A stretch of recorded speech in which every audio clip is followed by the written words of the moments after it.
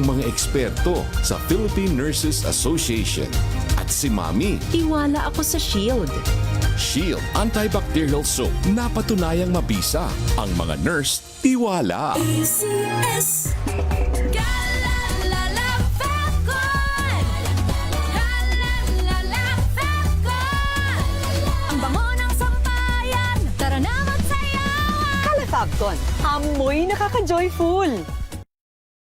May nagbago, may arte, may budget. Kala nyo lang yon. So solid, White Rose Papaya, wow, White Rose. White Rose Papaya, wow, White Rose. White Rose Papaya, may glow up with White Rose Papaya. White Rose Papaya. May puti power times 2 kasi may papaya at niacinamide. May shea butter and tea tree oil pa. Kutis sulit ang glow May up. glow up with White Rose Papaya.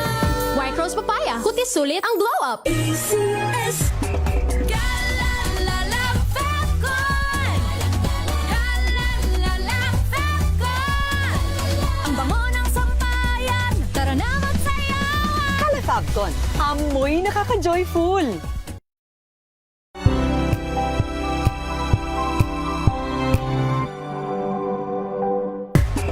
Galalala Falcon Galalala Falcon Ang bango ng sampayan, tara na magsayawan. Calafabcon, amoy nakaka-joyful.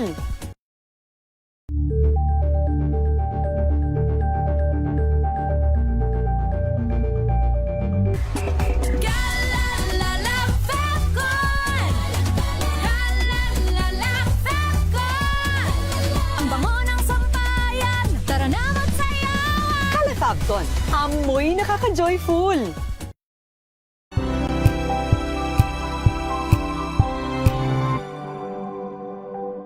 Ito ay bunsod ng naitalang 17 individual na ang kanilang naaresto. Ng Metro Manila Development Authority o MMDA ang No Contact Apprehension Policy o NCAP sa Metro Manila. Sa ang ilang mga dokumento ay peke. Hindi rin legal ang employment na ipinangako sa kanila. Sa mata ng batas, mananagot ang sangkot at may sala. Dahil sa bawat paglabag, may karampatang parusa. Alamin ang mga pananagutan sa likod ng mga bawal. Dito sa Hoy! Bawal Yan! Tuwing Sabado, alas 11:30 ng umaga. Dito lang sa DZRH TV.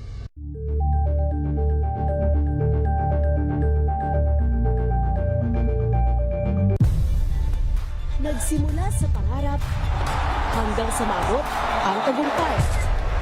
Iba't ibang kwento, iba't ibang mukha ng atletang Pilipino. Mas pinatindi, mas pinalakas, at mas pinaaksyon sa Match Point tuwing Sabado, 12:30 ng tanghali sa DZRH TV.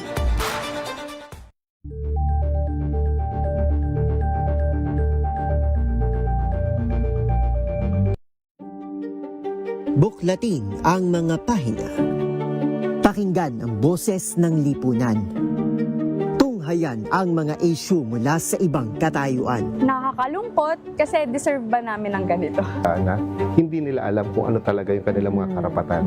Yung gobyerno, tinulungan nila yung kanilang magsasaka. Pinapatahimik tayong lahat using various laws. Through education, kayang-kaya nating baguhin yung ganitong klaseng pag-iisip. Isang kwento, iba't ibang anggulo. Dito, sa Point of View.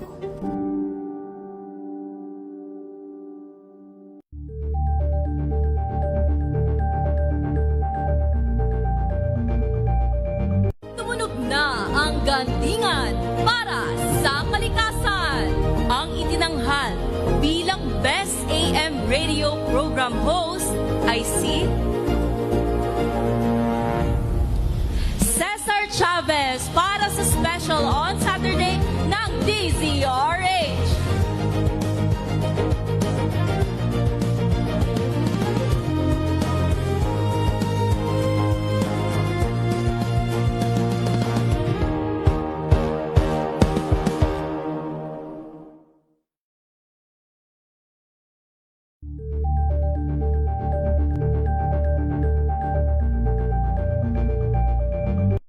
maagang balitaan, maagang usapan sa mga issue at balita. Kasama si Kuya Angelo Palmones sa Magandang Umaga Pilipinas. Mula Lunes hanggang Biyernes.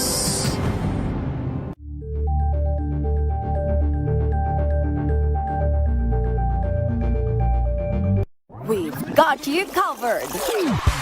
From the hottest hits, exclusive interviews, kilig to the bones fan meet experience, and hataw performances of your favorite stars. Saturdays, 12 noon, dito lang sa DZRH TV. NT, Tomorrow's News Tonight. Mga balitang binabantayan, mga balitang ayaw tigilan ng intriga, mga balitang patuloy ang pagbabago. Malalaman na tonight with Ray Sibayan, Kisses Habson. TNT, Tomorrow's News Tonight. TNT, Tomorrow's News Tonight.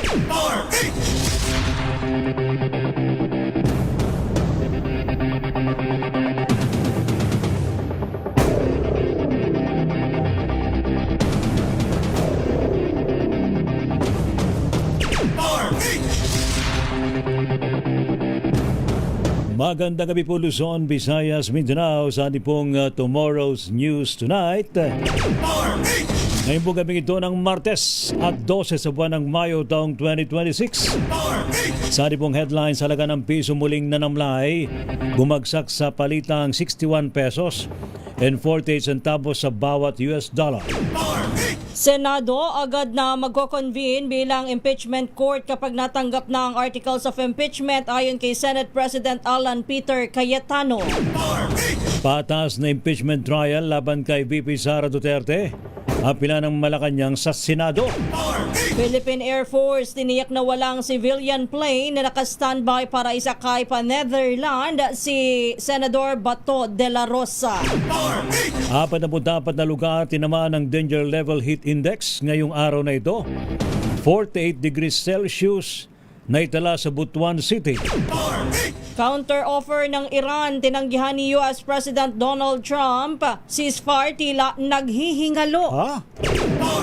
17 Pinoy seafarers nakarating na sa Netherlands para makwarantin bago bumalik sa Pilipinas.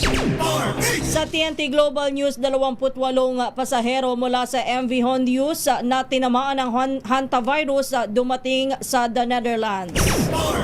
Sa sports, senior players ng De La Salle Lady Spikers sasabak daw po sa season 99 ng UAAP Women's Volleyball Tournament. Sa TNT Showbiz, pagbabalik ng White Party Manila, pangungunahan ng malalaking bituin. TNT, Tomorrow's News Tonight. Ano po mga lingkod, si Ray Sibayan At Kisses Habson. para sa DZRH, una sa Pilipinas. Una sa Pilipino. Sa ating mga balita, bagsak na naman ang halaga ng piso kontra dolyar. Ito po ay matapos magsara ang palitan kanina sa 61 pesos and 48 centavos mula sa 61 pesos and 15 centavos kahapon.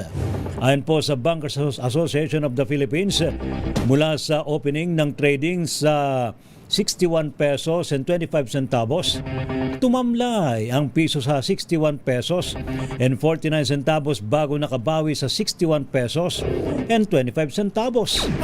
Gayon pa man, nabigo ang local currency na ituloy ang momentum hanggang sa tuluyang magsara ang palitan sa 61 pesos and 48 centavos sa bawat US dollar.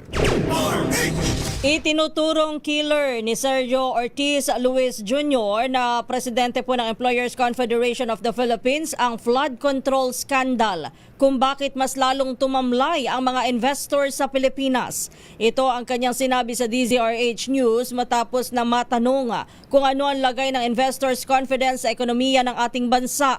Ayon kay Luisa, imbes kasi na ibida ng bansa ang nagiging solusyon, ay mas lalo pa nitong inuuna ang iba pang mga problema sa gitna ng kaliwat kanang krisis.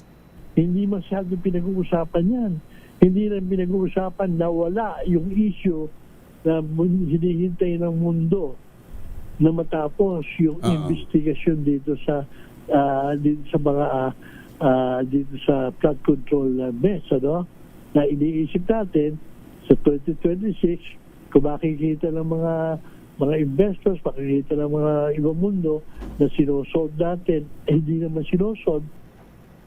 Samantala, kinumpirma din ni Luis na bagamat hindi pa nahaharap ang bansa sa krisis ay kulelat na ito pagdating sa turismo at usapin ng investment. Pinayuhan nito ang gobyerno na dapat ay ituloy ang isinasagawang investigasyon at hiniling na kung pwede ay huwag palakihin pa ng media.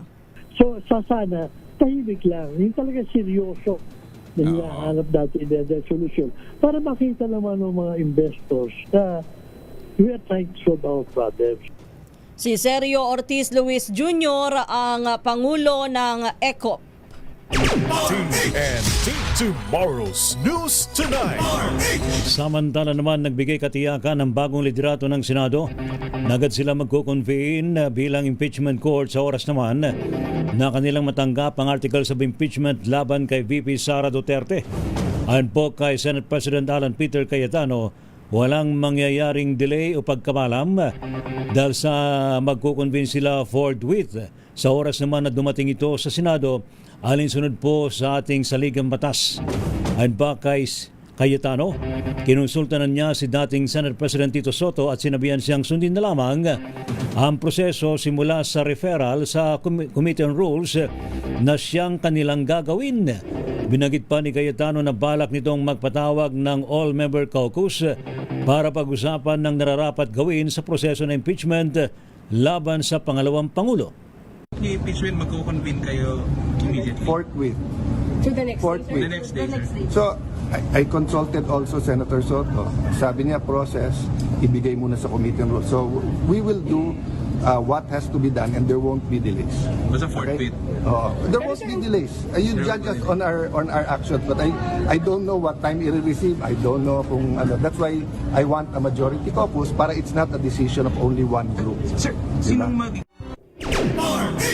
Samantala, nanawagan naman ang mga obispo ng Simbahang Katolika sa mga senador na agad na umpisahan ang paglilitis laban kay Vice President Sara Duterte. Inisyo ng Catholic Bishops Conference of the Philippines ang pahayag matapos na ipa-impeach ng Kongreso ang pangalawang Pangulo. Ayon sa CBCP, mas mainam na mag-convene ang Senado bilang impeachment court upang ipatawag ang mga testigo at dokumento at upang masagot din ng Vice Presidente ang alegasyon laban sa kanya. Ipinaalala pa ng mga obispo ang commitment ng Senado na itaguyod ang hustisya, accountability at rule of law nang hindi naantala. Idinagdag pa na CBCP na nakamasid ang taong bayan sa mga magiging kaganapan sa impeachment trial. TNT Tomorrow's News Tonight. Umasa naman ang Malacanang na ikukonsideran ng mga senador ang saloobin ng taong bayan sa kanilang pagtalakay at desisyon sa impeachment case laban kay VP Sara Duterte. Ayon po kay Palace Press Officer Yusek Claire Castro, maraming kongresista ang bumoto. Marahil nakita nilang may sapat daw ho na ebidensya para ma-impeach ang pangalawang Pangulo. Kaya dagdag ng Palace official, sana ay maging patas ang Senado sakaling may akyat ng articles of impeachment. Nasa Senado na po yan, nasa kamay na po yan ng Senado. At kung ano man po ang gagawin nila dyan, kung ito po ay papabor para sa taong bayan o papabor lang sa isang tao, bahala na po ang taong bayan na humusga para sa kanila. Samantala, hinamo naman ni House Deputy Minority Leader Laila De Lima ang Senado na gampanan ng kanilang tungkulin sa konstitusyon at simulan na ang impeachment trial. Ito'y matapos na ma-impeach muli ng Kamara si Vice President Sara Duterte sa botong 257 na pabor, 25 ang hindi at 9 ang nag-abstain. Dahil dito, anyay matagumpay na umusad ang proseso ng pananagutan at nakatutok na ngayon ang sambayan ng Pilipino sa Senado na nararapat lamang tumayong impeachment court batay sa ating saligang batas. Binigyan din ni De Lima sa impeachment na ito, hindi lamang si Vice President Sara ang huhusgahan, kasamang huhusgahan ang mga senadora. Sinabi din ni De Lima, mulat na ang taong bayan sa mga katiwalian at tungkulin ng Senate Impeachment Court na hatulan si Vice President Sara Duterte sa halip na piliin ang kampihan at isyu ng politika. TNT Tomorrow's News Tonight. Samantala naman, ginagalang po ng Malacanang ang desisyon ng Senado na magpalit ng liderato. Ayon po kay Palace Press Officer Yusek Claire Castro, ang mga senador naman ang nagpapasya kung sino ang nais silang mamuno sa kanila. Magugunit ang sinabi rin ni Pangulong Ferdinand Marcos Jr. na ang reorganisasyon sa Senado ay panloob na usapin ng mga senador. Sa botong 13-9-2 ay napatalsik nga po si Senador Tito Soto bilang Pangulo ng Senado at siya po'y pinalitan ni Senador Alan Peter Cayetano. Walang personal na komento si Vice President Sara Duterte kaugnay ng biglaang pagpapalit ng liderato sa mataas na kapulungan. Sa isang panayam sa The Hague, Netherlands, binigyan din ng pangalawang Pangulo na ang pagluklok sa bagong liderato ay eksklusibong desisyon ng mga miyembro ng Senado na dapat ay irespeto. Ayon pa kay Vice President Sara, anuman ang nangyari o mangyaring balasahan sa loob ng Senado ay nakadepende sa kagustuhan ng mayorya ng Senado. Matatandaang naganap ang pagpapalit ng liderato mula kay Senator Tito Soto patungo kay Senate President Alan Peter Cayetano sa mismong araw kung kailan formal na na-impeach si Vice President Sara sa mababang kapulungan sa ikalawang pagkakataon. TNT Tomorrow's News Tonight. Samantala naman, tiniyak po ng Philippine Air Force na walang eroplano na naka-standby sa Villamor Air Base na posibleng pagsakyan kay Senador Bato de la Rosa patungong The Hague, Netherlands. Ayon po kay Philippine Air Force spokesperson Colonel Maria Cristina Basco, wala silang natanggap na anumang direktiba at sa katunayan ay naka-white alert status lamang sila, nang ibig sabihin ay nasa normal silang air operation. Una pong kinumpirma ng International Criminal Court ICC ang inilabas itong warrant of arrest laban kay Senador Bato de la Rosa at deklaradong isa itong formal ICC document. Una pong inilabas ng ICC Pre-Trial Chamber 1 ang arrest warrant laban kay de la Rosa noong November 6, 2025. Nagpatupad naman ng mas mahigpit na seguridad ang Senado para sa mga papasok na empleyado at bisita nito kaugnay ng pagsasailalim kay Senador Bato de la Rosa sa protective custody. Ayon kay Retired Police Major General Mau Aplasca na ibinalik sa pwesto bilang hepe ng Office of the Sergeant at Arms, sinisilip na ang ID ng bawat individual na pumapasok sa Senado. Nilagyan na rin ng harang ang ika-6 na palapag ng Senate building kung saan pinaniniwala ang nagpalipas ng gabi ang senadora. Sinabi naman ni Senate President Alan Peter Cayetano na kung makikipag-ugnayan muli ang NBI sa kanila ay para pumasok at arestuhin si De la Rosa ay hindi nila ito papayagan. Una rito'y sinabi ni NBI Director Melvin Matibag na hindi na-arestuhin ang senador bilang respeto sa desisyon ng kanilang co-equal branch. Pero umaasa si Matibag na haharap pa rin si De la Rosa sa NBI sa mga oras na kinakailangan. TNT Tomorrow's News Tonight. Samantala, hindi raw maaaring gamitin ng mga mambabatas ang legislative immunity para makaiwas sa arrest warrant ng International Criminal Court ICC. Ito naman ang sinabi ni dating Integrated Bar of the Philippines President Attorney Domingo Cayosa sa DZRH kaugnay ng pagsasailalim ni Senador Bato de la Rosa sa protective custody ng Senado. Paliwanag po ni Cayosa, nakakamit lamang ng mga mambabatas ang kanilang constitutional privilege of immunity from arrest kung mas mababa sa 6 na taon ang parusa ng kasong kinakaharap ng mga ito? Yung immunity from arrest ng isang senador o isang congressman, mambabatas, is only for offenses na ang penalty is 6 years o pababa.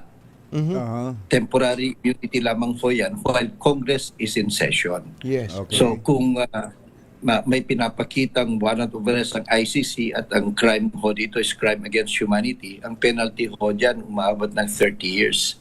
So it is clearly beyond the temporary privilege ng isang mambabatas to be immune from arrest while Congress is in session.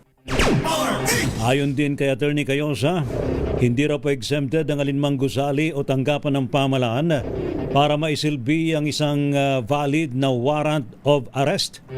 Bagaman naintindihan ni Cayosa ng protekta ng Senado kay De La Rosa ay bilang pakikisama o pagmamalasakit sa kapwa senador, hindi pa rin magagamit ng Kamara ang otoridad ito para hadlangan ng legal na pagkapatupad ng warrant. Well, ganito ho, no?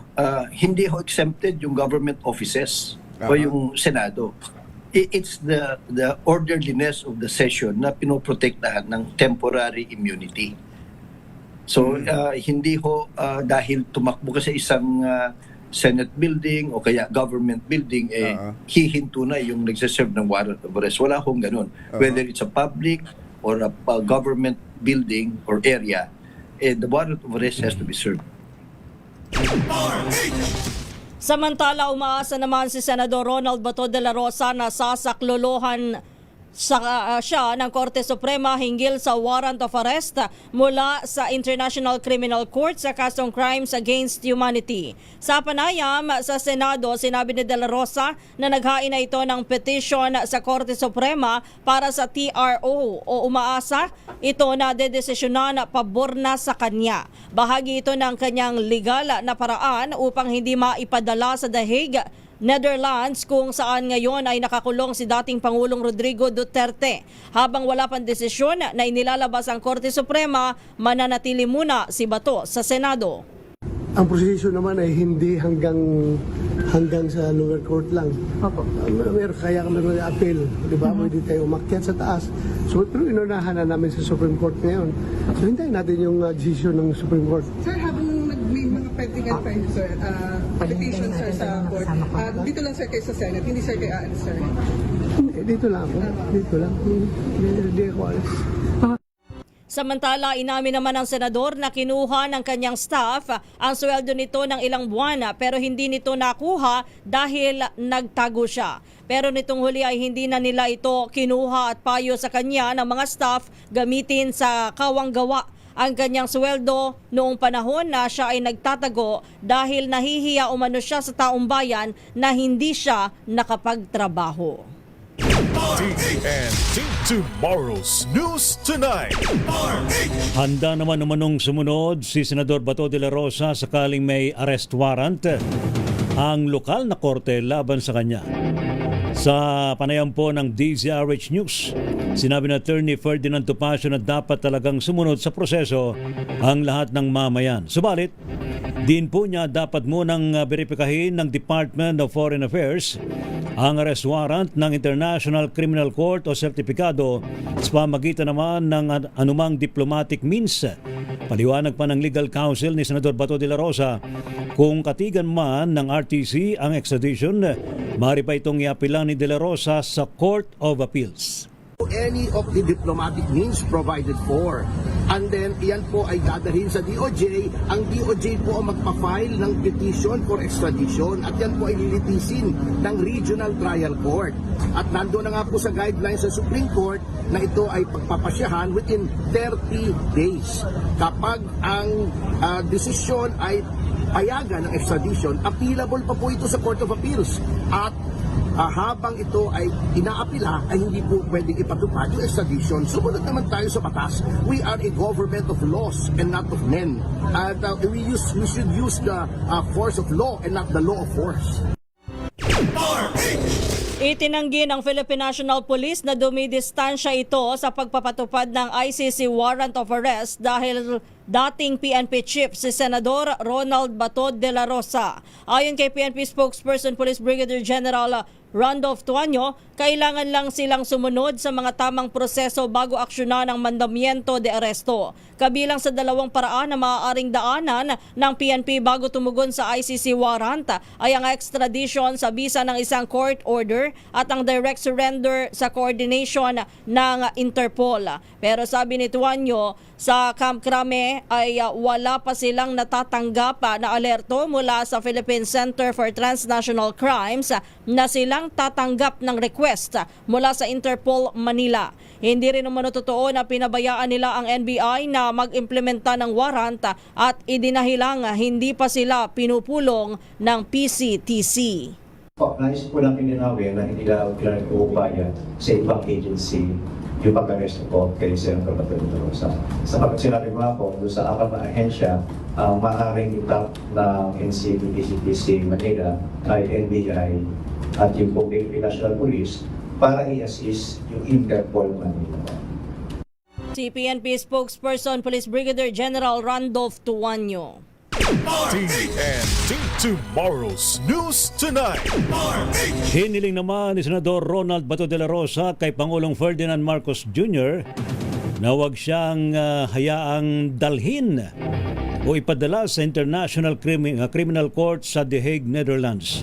Abila po ng senador sa Pangulo, tao lang siya, hindi robot at hindi rin makina, at kung may pananagutan na niya siya ay dapat sa local court siya managot. Una pong nilagay sa Senate Protective Custody si De La Rosa sa gitna po ng arrest warrant na inisyu naman ng ICC. Ibinibigay ng Malacanang ang proteksyon sa sinuman hanggat ito'y naaayon sa batas. Ito po ang naging sagot ni Palace Press Officer Claire Castro sa apela ni Senador Ronald Bato de la Rosa kay Pangulong Bongbong Marcos Jr. na huwag siyang ipadala sa International Criminal Court. Ayon kay Castro, lahat naman ng mga Pilipino ay binibigyan ng proteksyon ng pamahalaan. Kaya kung maaresto man anya ang isang senador, ay titayaking maibibigay sa kanya ng gobyerno ang lahat ng karapatan bilang isang akusado. Maski na po yung mga EJK victims ay humihingi rin po ng proteksyon sa gobyerno. So, ang akusado, katulad ni Senator Bato, ay humihingi ng proteksyon. Lahat po ay bibigyan ng proteksyon na naaayon sa batas. Pambahagi na pahayag ni Palace Press Officer Claire Castro. TNT Tomorrow's News Tonight. Standby pa rin po sa iba pang mga malalaking mga balita, mga kaibigan, sa Tomorrow's News Tonight. Ngayon po gabing ito ng Martes. Nako, sobrang init, partner, ano ha? Mantakin mo. Sa may Butuan City, abay nakaranas sila ng 48 degrees Celsius. Dami palang, hindi lang pala Borongan Eastern Summer, no? Di ba? Abay, 44 ngayon ang nakaranas po ng danger level na heat index. Dito po sa may Mandaluyong kanina, nakapagtala sila ng 44 degrees Celsius. Ano ba naman yan? Ingat po tayo. Ano po? Samantala naman to namang girian ng US saka ng Iran, ha? Yung daw pong counter offer ng Iran, abay ibinasura lang ni US President Donald J. Trump. At ang sabi ni Donald J. Trump, abay naghihingalo raw yung ceasefire. Ano na naman kaya ang naging problema? Pareho silang may proposal. Pareho silang may problema. Hindi magkasundo eh. Pareho silang may problema eh. Pwede bang idaan na lang yan sa inuman ng beer? Ha? Mabuti sana kung diba? pwede O talaga kaya yung ganyan. idaan na lang sa boxing sa ring. Silang dalawa na lang na mga leader. Ay, punong braso. O diba? Wag na lang sila mandami ng mga tao. Ano ba naman yan? No? Samantala, 17 Pinoy seafarers nakarating na raw po sa The Netherlands para makwarantin bago bumalik sa Pilipinas. Sa pong TNT Global News, 28 pasahero mula sa MV Hondios na ito nga po'y tinamaan ng hantavirus, dumating na nga rin po sa The Netherlands. Sa TNT Sports, senior players ng De La Salle Ladies Spikers abay sasabak na po sa Season 89 ng UAAP Women's Volleyball Tournament.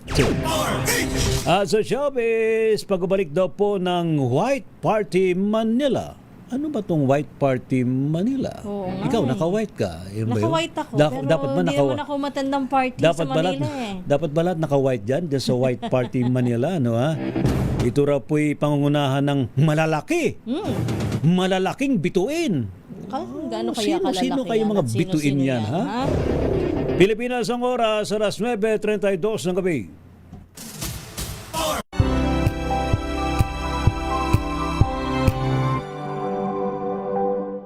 Maulan man, no worries na amoy kulog ang damit. Charm Fabcon, bangong kumakabloom, tanggal amoy kulog sa bango ng Charm. Kaya gamit ko, Charm Fabcon with Bloom Fresh technology. Kills 99.9% of kulob-causing bacteria.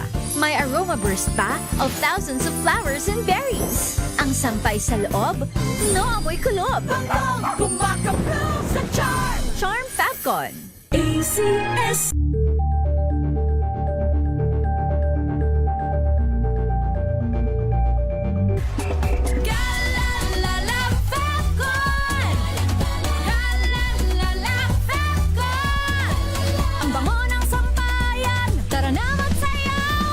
Fabcon, amoy nakaka-joyful.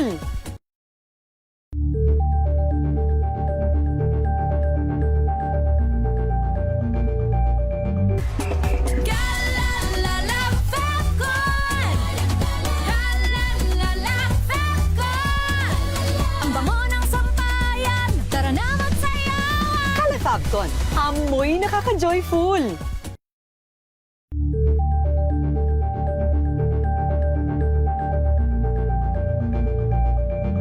Hello, Washi! Laundry day na naman! Yay! Anong meron? Mancha ng chocolate, putik, may libag pa! Kaya natin yan! With Pride Washing Machine Detergent, may triple stain-away formula. Tanggal ang makapit, madikit, at malupit na dumit mancha. Kaya easy-easy ang labada. Mula noon hanggang ngayon! All you need is pride! All you need is pride! ACS.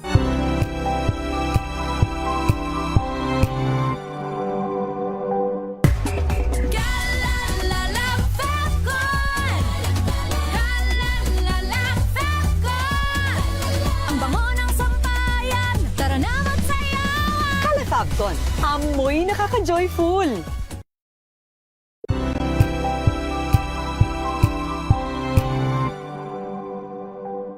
Ito ay bunsod ng naitalang 17 individual na ang kanilang naaresto. Metro Manila Development Authority o MMDA ang No Contact Apprehension Policy o NCAP sa Metro Manila. Sa ang ilang mga dokumento ay peke. Hindi rin legal ang employment na ipinangako sa kanila. Sa mata ng batas, mananagot ang sangkot at may sala. Dahil sa bawat paglabag, may karampatang parusa. Alamin ang mga pananagutan sa likod ng mga bawal. Dito sa Hoy! Bawal Yan! Tuwing Sabado, alas 11:30 ng umaga. Dito lang sa DZRH TV.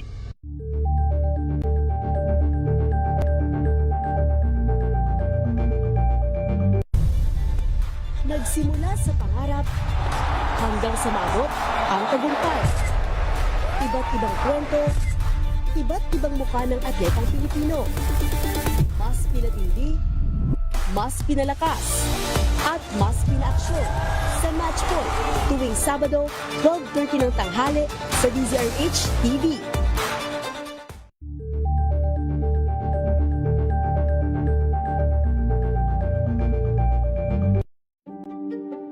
Buklatin ang mga pahina. Pakinggan ang boses ng lipunan.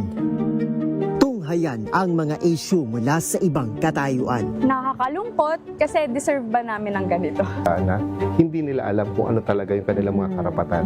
Yung gobyerno, tinulungan nila yung kanilang magsasaka. Pinapatahimik tayong lahat using various laws. Through education, kayang-kaya nating baguhin yung ganitong klaseng pag-iisip. Isang kwento, iba't ibang anggulo. Dito, sa Point of View.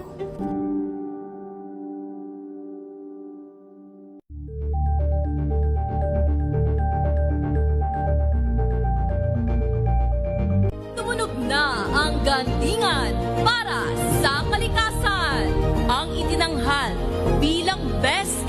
radio program host ay si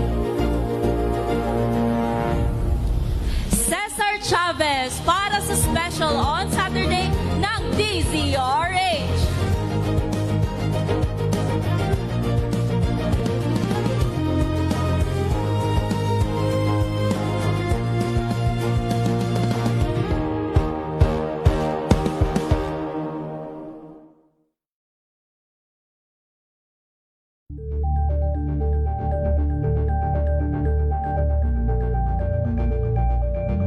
Maagang balitaan, maagang usapan sa mga issue at balita. Kasama si Kuya Angelo Palmones sa Magandang Umaga Pilipinas. Mula Lunes hanggang Biyernes.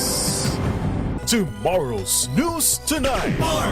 Ang niyo pa rin mga lingkod, sina Ray Sibayan At Kisas Habson. para sa DZRH, una sa Pilipinas. Una sa Pilipino. Update muna mula po sa Kamara o mula po sa Senado.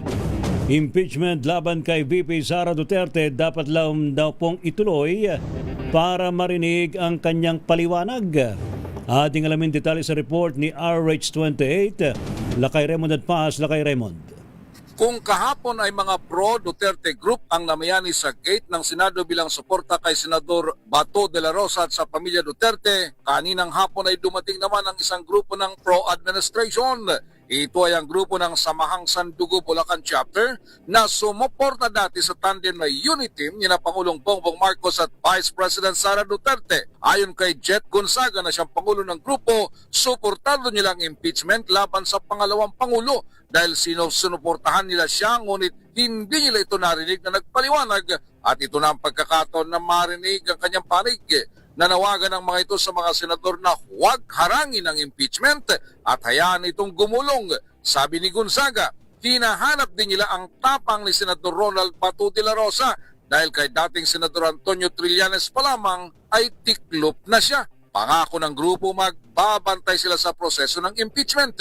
Habang sila ay nakaporma sa kanang bahagi ng main gate ng Senado ay nasa kaliwang bahagi naman ng pro-Duterte group at nasa pagitan nilang mga tauhan ng Philippine National Police.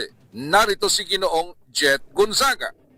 Kami po nandito para sumuporta sa impeachment ng ating VP Sara Duterte. Dapat po ma-impeach siya at pagpakita ka, ma'am, kami bumoto sa iyo pero bakit ka nagtatago? Bakit ka nasahi? At sa EKK naman, kay Senator Bato, kilala niyo naman ako eh. We vote for you, hinahanap namin yung tapang mo. Kay Janice yan, atakbo ka.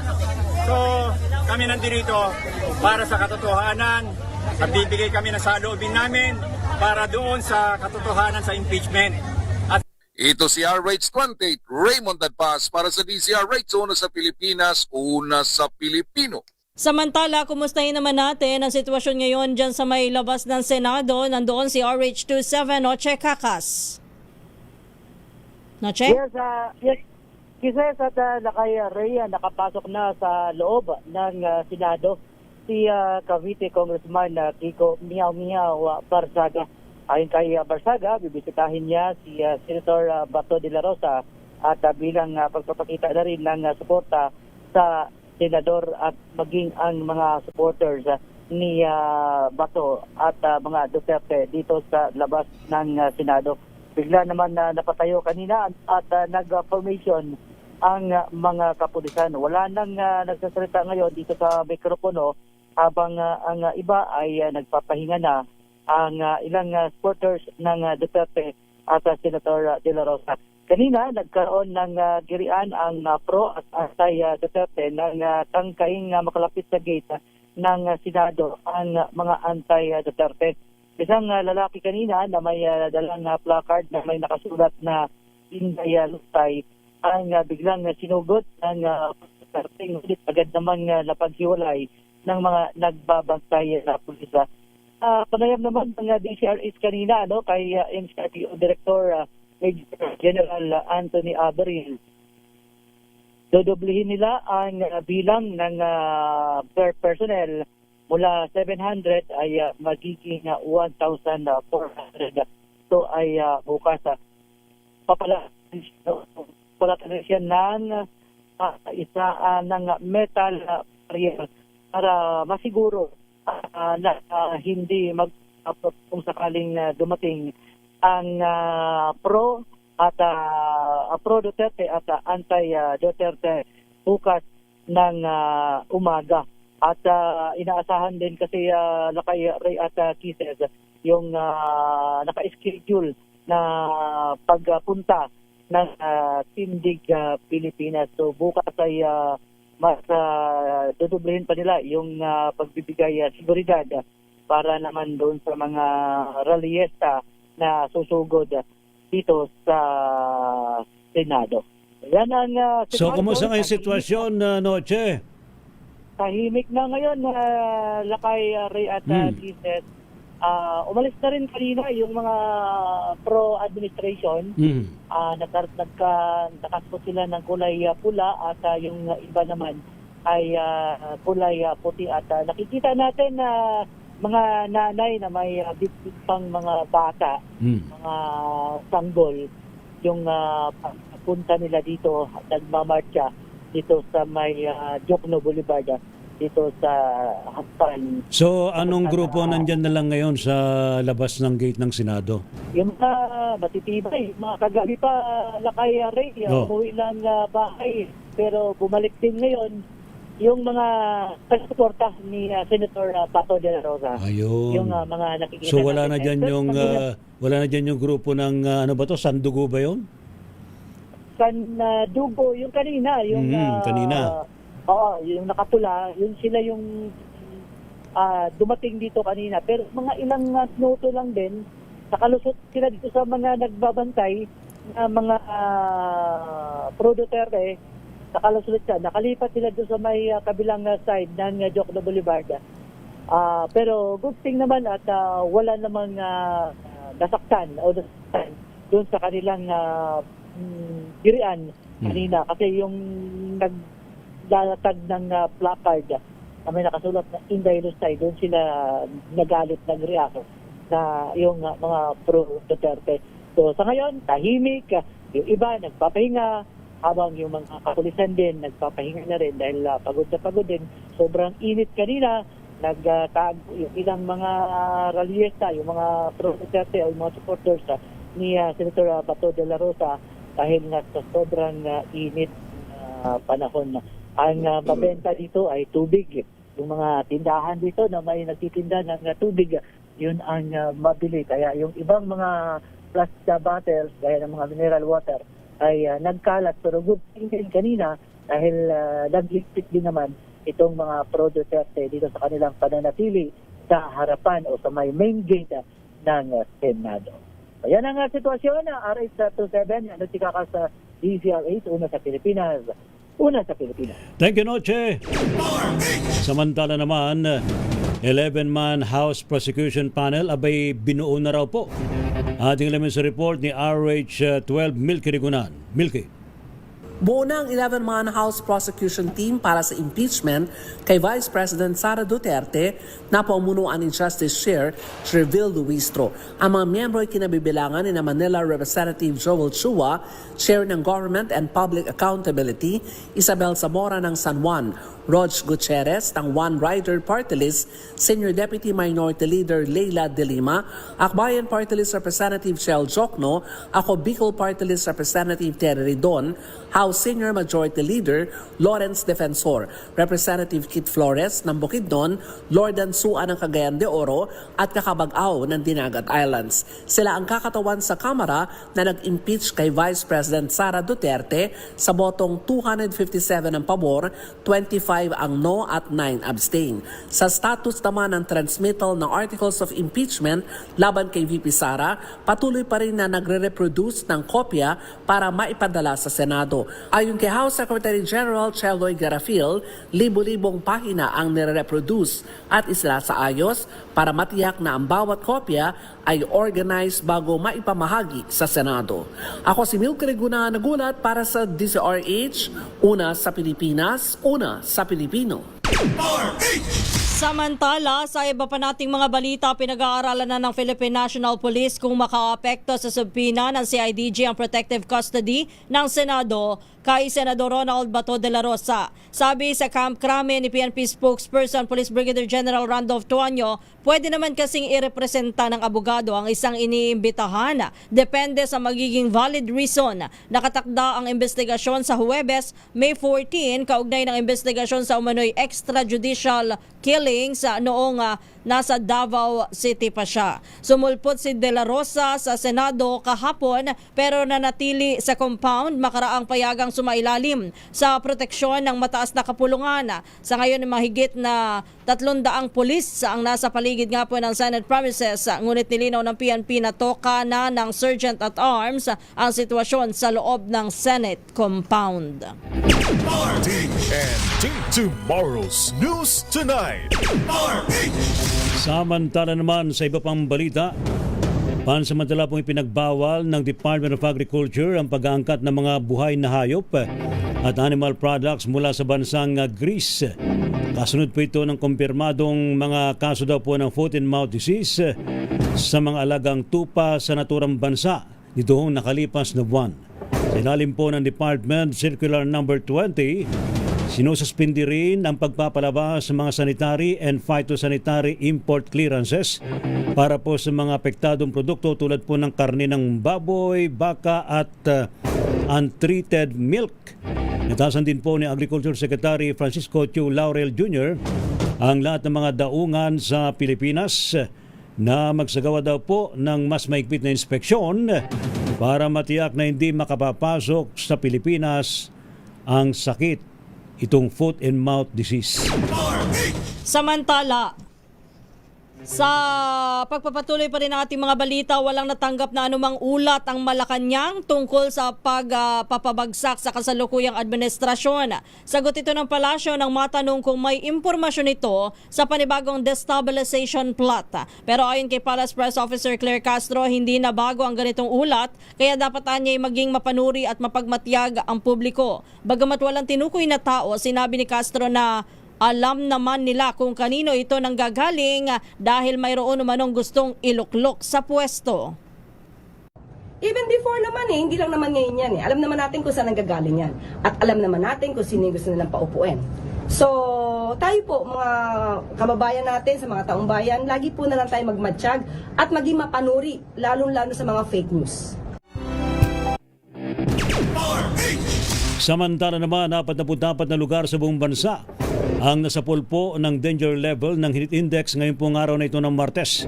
Sa datos po ng Pag-asa Weather Bureau, nasapol ng 48 degrees Celsius na heat index ng Butuan City, Agusan del Norte. Habang nasa 46 degrees Celsius naman ang naranasang init ng panahon diyan po sa may Tuguegarao City, Cagayan at maging sa Coron, Palawan. Tumama naman ng 45 degrees Celsius na heat index sa Muñoz, Nueva Ecija, sa Kamiling, Tarlac at maging sa Tarlac City. Naranasan naman sa Mandaluyong City ang 44 degrees, 42 degrees naman sa Pasay at 41 degrees Celsius sa Science Garden, Quezon City. 44 degrees Celsius naman ang naranasang heat index sa Itiaga, Isabela, maging sa Iba, Zambales, Cavite City, Tanawan, Batangas at Catbalogan, Western Samar. Ang iba pang lugar na tinamaan ng danger level heat index ay naglaro mula sa 42 degrees Celsius hanggang 43 degrees Celsius. Dinala sa the Netherlands para makwarantin ang 17 Pinoy crew ng cruise ship na MV Hondius na hantavirus outbreak. Sila ay second batch kasama ang iba pang dayuhang pasahero at bahagi ng pinakahuling evacuation flight na inayos ng gobyerno sa the Netherlands. Inilipad ang Pinoy crew mula Tenerife sa Spain, Canary Island at lumapag sa Eindhoven Airport. Tiniyak naman ng Embahada ng Pilipinas na sa the Netherlands na meron silang close contacts sa Dutch authorities at Migrant Workers Office sa Berlin, Germany para maayos ang repatriation ng lahat ng 38 Filipino crew members pauwi sa Pilipinas. Samantala, lahat naman ng crew members ay sumailalim sa medical test pagdating sa the Netherlands bago dinala sa mga itinakdang pasilidad para sa quarantine. Samantala naman, naghihingalo na raw po ang ceasefire ng Amerika at Iran kaugnay ng sigalot sa gitnang silangan. Ito po nakasaad sa babala ni US President Donald J. Trump matapos mong tanggihan ng latest counter-offer ng bansang Iran. Sa pagsasalarawan ho ni Trump, mistulang na sa life support ang tigil putukan sa Middle East. Bilang reaksyon, inanunsyo naman ng Iran ang kahandaan ng kanilang puwersa na tugunin ng anumang banta ng kaguluhan. Dahil po sa naturang pangyayari, sumipa. Ano ba naman yan? Sumipa. Parang kabayo lang, ha? Sa bagay, year of the horse ngayon. Sumipa ang global crude prices at lumabo ang tsansa na agad na magkaroon ng negosasyon para sa reopening ng Strait of Hormuz sa commercial shipping. So alam mo na ang susunod na mangyayari sa oil price. Sa oil price, sa dollar exchange, o forex. Ano ba naman? Sumipa. Ay, TNT Top News Trending Worldwide. Sa ating TNT Global News, 28 pasahero mula sa MV Hondius na tinamaan ng hantavirus dumating na daw nga po sa the Netherlands. Ibalita mo yan, Wina Pearl Hesoro. Dumating na sa Netherlands ngayong Martes ang dalawang eroplano na may lulan na 28 na pasahero mula sa cruise ship na MV Hondius na tinamaan ng hantavirus outbreak. Kabilang sa mga sakay nito ang 8 Dutch nationals. Samantala, isinailalim sa preventive quarantine ang 12 na hospital staff ng isang ospital sa lungsod ng Nijmegen matapos umano silang makahawak ng blood at urine samples nang hindi nasusunod ang mas mahigpit na health protocols. Noong May 7 lamang tinanggap ng ospital ang isang pasahero mula sa MV Hondius na positibo sa hantavirus. Patuloy namang bumiyahe pabalik ng Netherlands ang cruise ship kasama ang 25 na crew members, isang doktor at isang nurse matapos makababa ang lahat ng pasahero. Kaunay niyan, inaasahan namang darating ito sa bansa sa May 17, 2026. Sa ngayon, 3 na ang nasawi dahil sa outbreak, kabilang isang Dutch couple at isang German national. Para sa TNT Global News, ito si Wina Pearl Hesoro ng DZRH. Una sa Pilipinas, una sa Pilipino. Thank you, Miss Wina Pearl Hesoro. TNT Sports and Games. Sa ating pong sports, mga kaibigan, senior players ng De La Salle Lady Spikers sasabak pa sa Season 99 ng UAAP Women's Volleyball Tournament. Report mula kay Kyle Bullias. Kyle. Gagamitin ng mga seniors ng De La Salle Lady Spikers ang kanilang last playing year para depensahan ang kanilang corona sa susunod na season ng UAAP Women's Volleyball Tournament.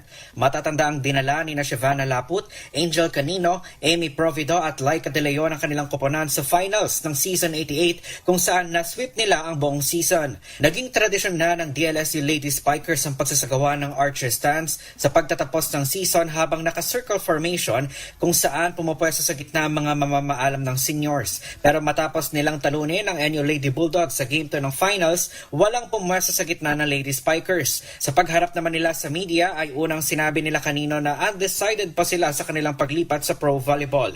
Dahil dito, buo pa rin ang core team ng DLSU at susubukang makakuha ng back-to-back championship sa Season 89 ng UAAP. Para sa TNT Sports, ito si Kyle Bullias ng DZRH. Una sa Pilipinas, una sa Pilipino. Sa TNT Showbiz, kilalanin natin ang mga malalaking bituin na pangungunahan. Gaano kalalaking bituin yan? Ang pagbabalik daw po ng White Party Manila. At saka ano ba itong White Party Manila White nito? Party yan. Alamin nga natin kay white. Don Carlos.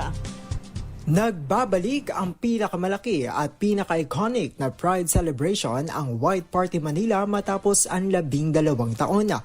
Pangungunahan nito ng mga LGBTQ+ community icon katulad nina Vice Ganda, John Sweet Lapus, Kalad Karen, Ai Segara, Joey Midking, Mimia at Marina Summers. Ayon kay Vice Ganda, super excited siya sa pagbabalik ng White Party dahil isa umano ito sa pinaka-unforgettable celebration sa LGBTQ+ community. Nakahanda ring mag-perform ang Ben and Ben, singer na si Maki at Glock9 sa June 27 sa World Trade Center, Manila. Ang naturang party ay collaboration ng Love Yourself at Mentork Production kung saan ang ilang kita nito ay mapupunta sa HIV awareness programs and testing care. At yan ang trending na balita para sa TNT Showbiz. Ito si Don Carlos ng DZRH, una sa Pilipinas, una sa Pilipino. Now we know.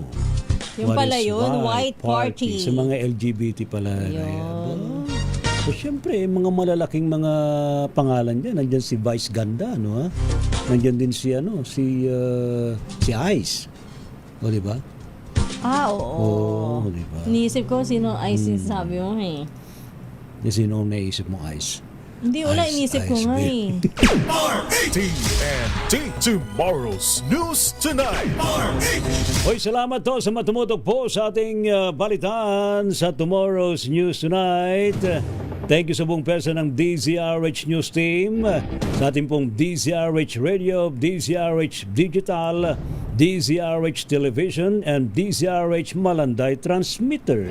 Ano po mga lingkod, sina Ray Sibayan. At Kisas Hubson. Para sa DZRH, una sa Pilipinas. Una sa Pilipino. Pilipinas! Ang oras, 3 minutes bago sumapit ng alas 10 ng gabi.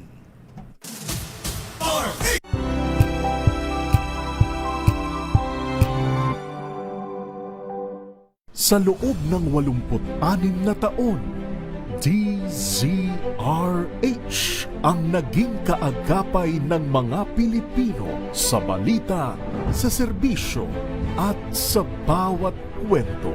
86 na taon ng tiwala at sa mga darating pang taon, mas pinalakas at mas pinagtibay para sa Pilipino. DZRH, una sa Pilipinas, una sa Pilipino. Serbisyong tapat sa'yo, DZRH.